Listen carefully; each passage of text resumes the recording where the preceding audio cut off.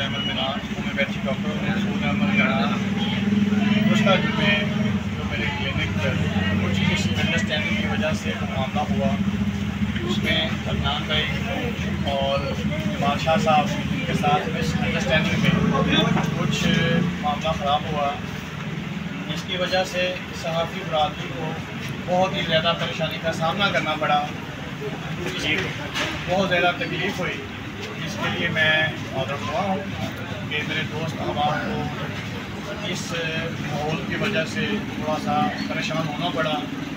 तो ऐसी कोई बात नहीं है, हमारा इलाक़ादीन है, इलाका की मजबूती है।